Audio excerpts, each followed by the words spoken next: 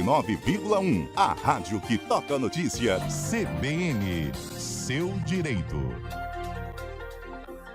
Todas as sextas-feiras, aqui no Estúdio CBN, temos o quadro Seu Direito, com o advogado especialista em direito público e eleitoral, Marcelo Pellegrini. Hoje nós vamos falar de um tema sempre atual, como acontecem às sextas-feiras, né? Dessa vez, como é escolhido um ministro para o Supremo Tribunal Federal.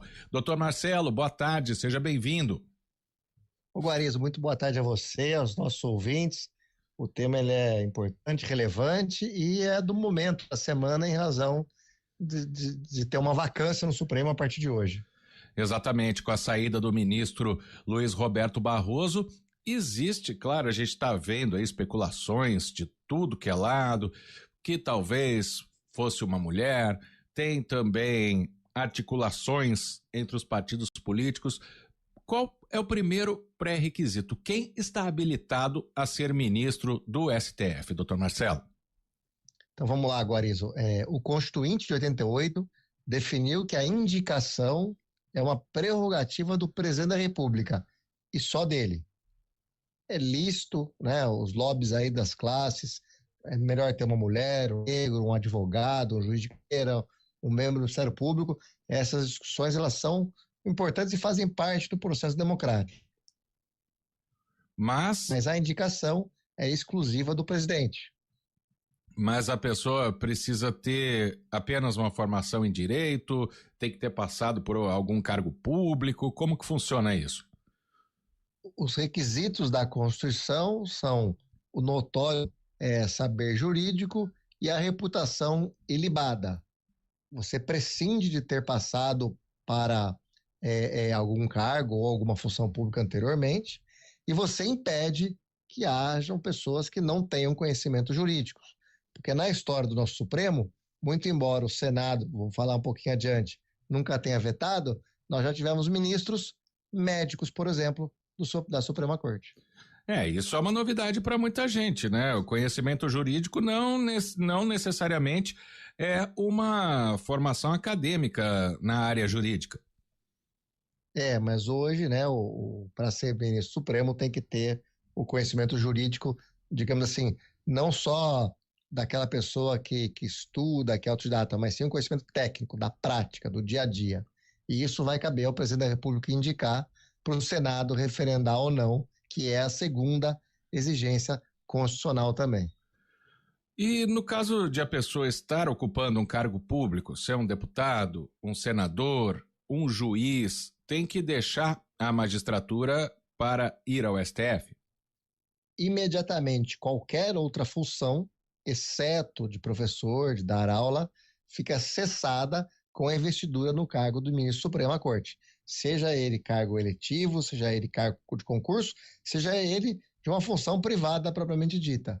Sendo nomeado ao Supremo, né, e aprovado na sabatina do Senado, todas as outras funções têm que ser abandonadas, exceto a proficiência, né, do professor.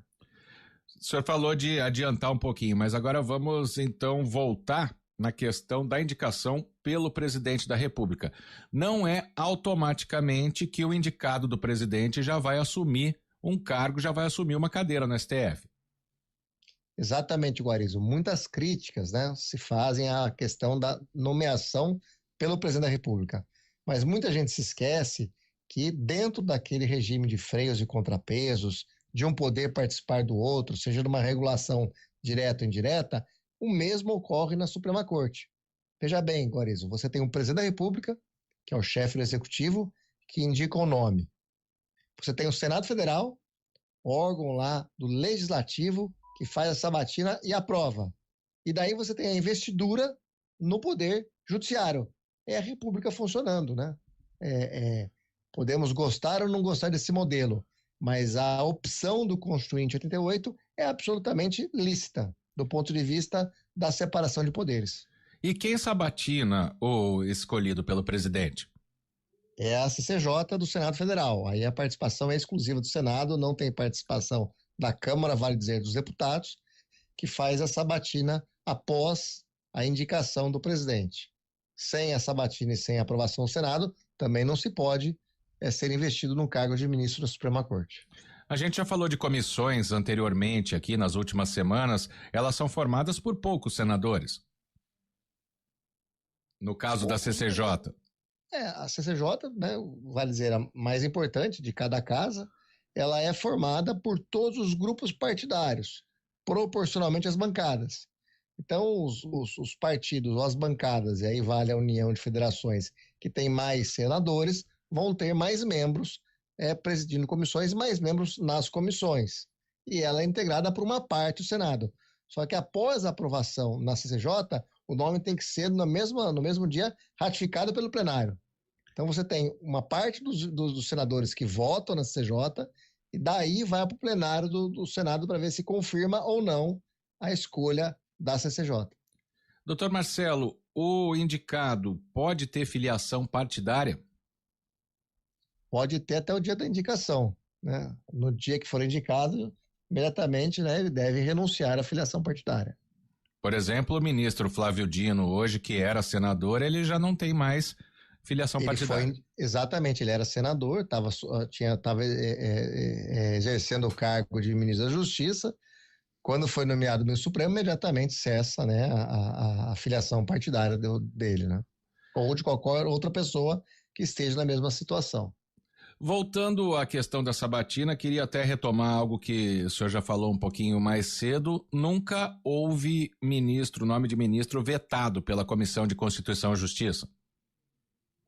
Você já houve algumas votações apertadas, né? Mas nunca houve a rejeição pelo plenário do Senado Federal de nomes. É uma eleição por votação por maioria simples, o que nesse aspecto facilita, mas o Senado não tem histórico, né, de rejeição, como nos Estados Unidos, por exemplo, de rejeitar nomes indicados à Suprema Corte Brasileira. E claro que se a gente pegar ao longo da história, principalmente depois da redemocratização, as indicações dos presidentes da República têm algo de ideias mais parecidas politicamente com o presidente que está no poder atualmente, né? Não que isso seja a regra, mas tem acontecido.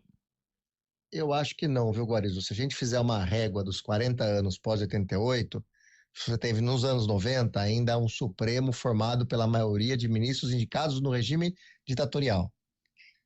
Essa mudança começou lá com o Fernando Henrique e com os primeiros mandatos do Lula em oxigenar a Suprema Corte. Nesse período foi marcado por a primeira mulher, ministra Ellen Grace, pelo primeiro negro, o ministro Joaquim Barbosa, e que tiveram conotações não só de segmentos relevantes, importantes da nossa sociedade, como também um momento histórico convergindo para aquilo. Atualmente, nesses últimos 10 anos, eu vejo mais umas nomeações de ministros alinhados, né, ao executivo. Houve uma mudança digamos assim, de uma evolução, e aí a gente pode abrir uma discussão se essa evolução ela é positiva ou é negativa, mas houve uma mudança de forma de encarar a nomeação de ministro da Suprema Corte. Bom, e depois da aprovação na sabatina, o ministro já toma posse automaticamente? Ainda tem um prazo, uma quarentena? Como que funciona? Não, é imediato, é só uma questão de protocolo, de você ver uma data, alinhar uma data de posse com o ministro que vai ser empossado, com a Suprema Corte numa sessão, mas não há assim a quarentena se ele, por exemplo, exerce uma função de desembargador, exerce uma função de advogado, né? Ele imediatamente cessaria suas funções. E a posse é rápida, é questão de dias, aí eu imagino que não demore, às vezes entra um recesso, então às vezes acaba demorando um pouco mais, mas em cerca de 20 a 30 dias ele já é empossado, é rápido. E a gente tem falado muito por causa do julgamento, né, que teve aí como protagonista o ex-presidente da República Jair Bolsonaro sobre turmas, né? Porque tem o pleno e tem as turmas. Essas turmas, elas são formadas pelo período em que o ministro está na magistratura, está no STF, ou é formado de uma outra maneira, tem algum outro critério? Não, é uma boa pergunta, Guariz. O plenário, sim, é sempre até a posição da ordem dos assentos é do mais antigo, que a gente chama de decano, no caso hoje o ministro Gilmar, ao mais recente, no caso hoje o ministro Dino. O plenário eles têm essa forma. Para votar também, sempre vota o relator e depois o mais recente do empossamento, até o presidente. O Supremo são 11 ministros, o presidente não participa de turmas e cada turma é formada por 5 ministros. No caso concreto, a saída do ministro Barroso, ele pertencia à primeira turma. O que vai acontecer primeiro? Vai ser perguntado se algum ministro da segunda turma quer mudar para a primeira turma. Tem a preferência pelo tempo de antiguidade. Se não houver nenhum ministro da segunda turma querendo migrar para a primeira turma, o ministro que entrar vai automaticamente para a primeira turma. Do contrário, se o ministro da segunda turma quiser mudar para a primeira turma, o ministro que assumir irá para a vaga que estiver aberta, no caso, na segunda turma. Para a gente fechar a aposentadoria, né? Esse novo ministro ou nova ministra vai chegar para o lugar de Luiz Roberto Barroso, né? Como que o ministro pode se aposentar? Por idade, voluntariamente? Como acontece isso? O que prevê, né, o regimento do STF? No caso concreto, os ministros, no caso do ministro Barroso, ele assentou, né? Ele veio, né, ao Supremo há 12 anos atrás.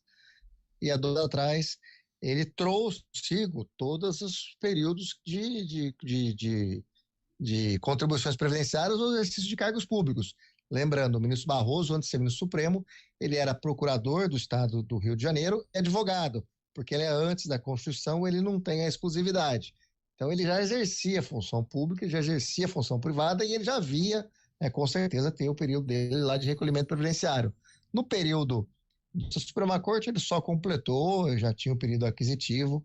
Né? Você transporta para a nomeação do Supremo o que você já carrega durante a sua vida como cidadão.